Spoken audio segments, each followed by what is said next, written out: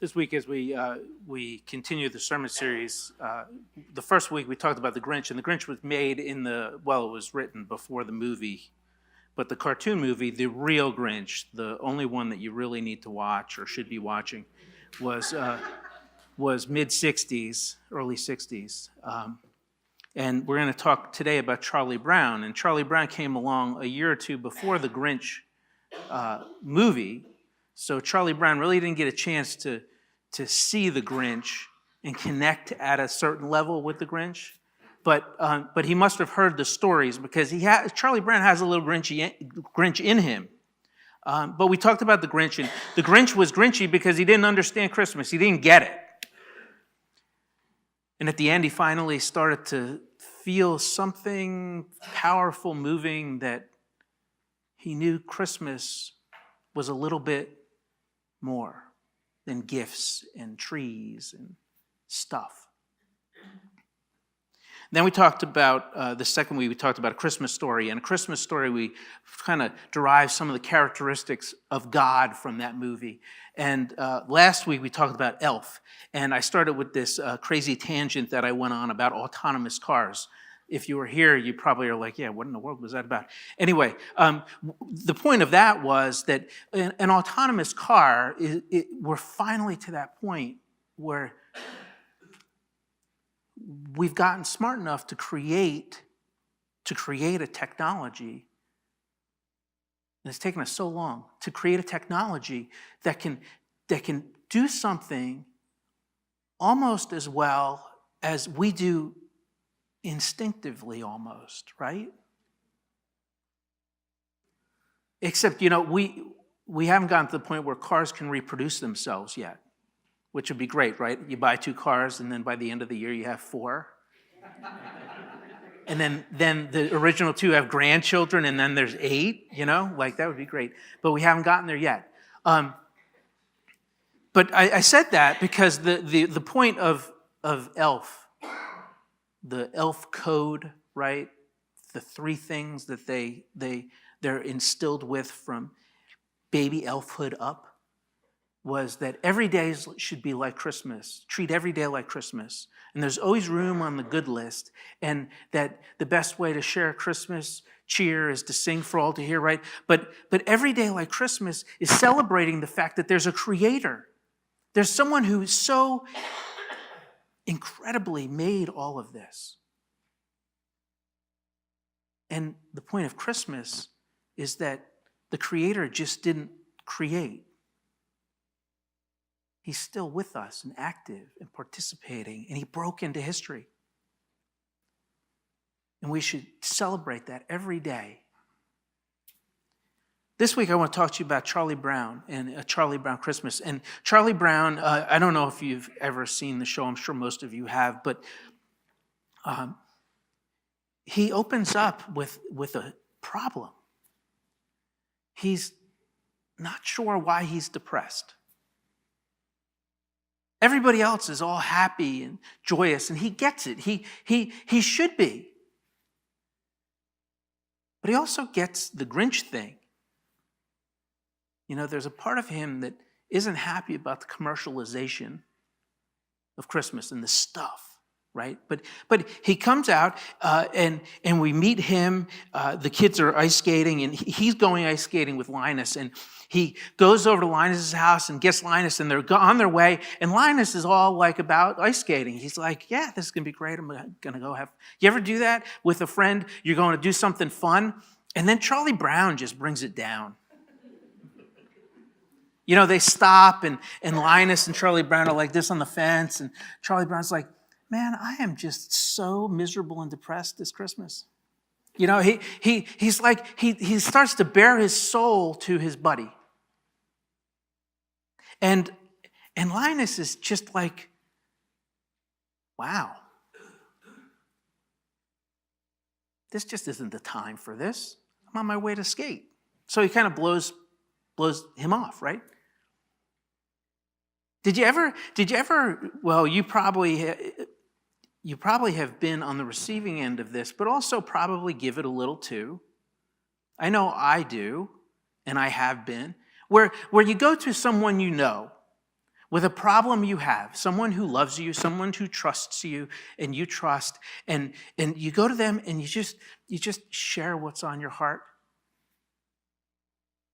And they're just like Linus. He's like, I'm going ice skating. I don't know about you. He basically tells Charlie Brown that he's being a downer, and he says, the famous line, Charlie Brown, of all the Charlie Browns in the world, you're the Charlie Brown-ist. Right? You're just like killing the moment. In my house, well, I shouldn't say this because my wife's not here, so it's okay. In my house, sometimes I use the acronym TMD, right? And it's those moments where I have something going on, or I just can't handle it. At my house, I tell my kids, after 8:30, you're just not going to get a good response at night because all my sensitivity is turned off. TMD, too much drama. And that's kind of what Linus kind of pushed them off. Like, hey, that's just too much right now. I'm not even going to answer the question. We're going ice skating. Just stop. Let's go have fun. You've probably never been that insensitive to someone like a spouse or a child, but I have. So, but that's what's going on. He's just too much. And there's a story in the Bible that Jesus, the Good Samaritan, Jesus is talking about this guy who gets beat up and he's on the side of the road. And there's one guy that comes down the road, and this guy should have paid attention to it and should have cared for the guy on the side of the road. But he's got stuff going on and he's not getting involved, too much drama. And then another guy comes along and he's like, Jesus is like, these two guys are priests, right? They should really care. The other guy's coming along and the guy's over on the side of the road moaning and he's all beat up and bloody and the guy just walks on by. Too much drama. And then a third guy comes along, and this guy wasn't supposed to care for the other guy, but he actually did, and he stopped, and he didn't, whatever was on his agenda that day, he stopped and he cared for the guy. He let it all go. I think Jesus is telling the story because we all have that propensity to be in our own mindset. I don't care who's in front of me or who's behind me. I have to get this present wrapped. I got to get through this line and get the present wrapped, and I got the next thing to do. I have the next party. I have the next engagement. I have the next thing. It's just one thing after another, after another, after another. Don't give me too much drama. That's what's going on in Charlie Brown. So what's great is Lucy, his sister, wants him to write a Christmas list to Santa Claus. It's great. I have the clip for you. I think. Sally, did I say Sally? Sally. I think that's a little bit of what's depressing him, because he gets it. Like, it's not about my fair share. It's not at all what Christmas is about. So he went to his friend and he's trying to solve his problem with his friend, and he's not getting anywhere. So then what does he do? He goes to a professional. He goes to a psychiatrist. He goes and he bears his soul to Lucy, and watch what happens. It's so interesting. We always try and fill our holes with things that the hole in our soul with things that don't work, even real estate. But what's interesting in the clip is that Lucy is right on the money with the diagnosis. She starts off with, "What are you afraid of?"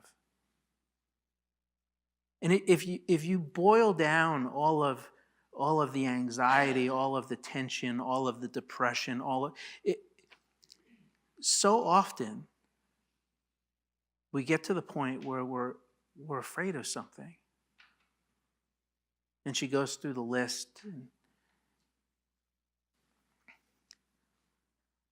she misses she gets the diagnosis, but she misses the cure.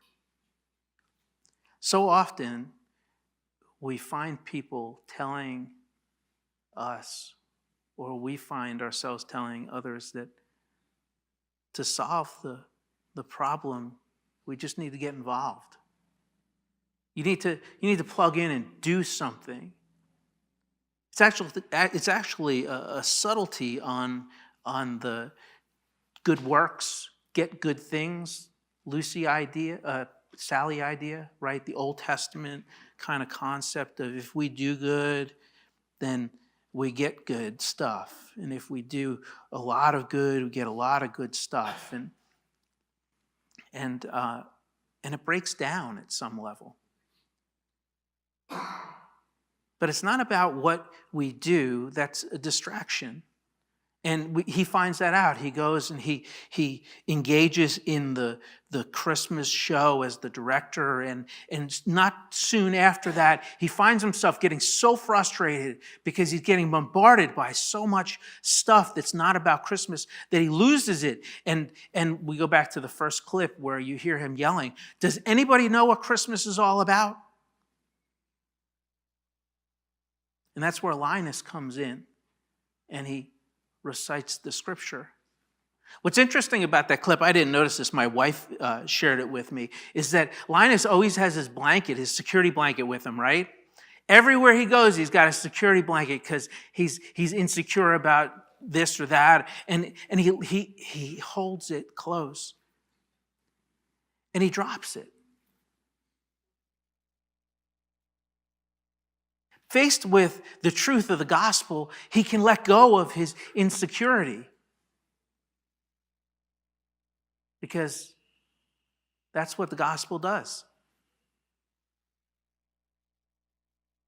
It fills that space in our life that is meant for God.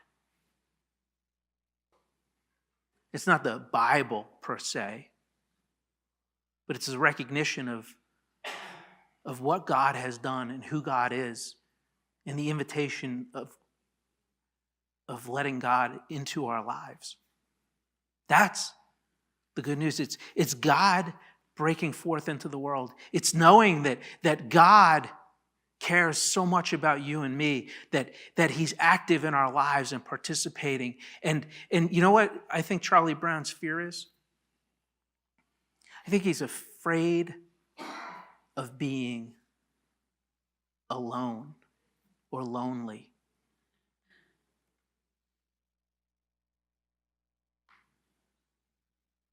And the gospel fills that. Because Charlie Brown, you're never alone. God is always with you. He came into this world, and the heavens opened up, and the angels sang for you and for me. So sometimes in our lives, we have that emptiness that only God can fill. And we go to our friends and we share with them, and we look for answers and comfort from them. And it's good and it's natural, and we should. And sometimes we go to professionals to seek some help from someone who's wiser, maybe, has some life experience or knowledge that we're lacking, to help us. And that's good. It's normal. We should do that. Maybe not Lucy, but in the end, and I hope at the beginning for you, we go to God first. And we seek the one who has the power to create all that is, and yet know us personally and intimately, and walk with us through every moment of every day, loving us, guiding us, and never, ever letting us be alone or feel lonely. So this is a 2-part sermon. You got to come back tomorrow for the end.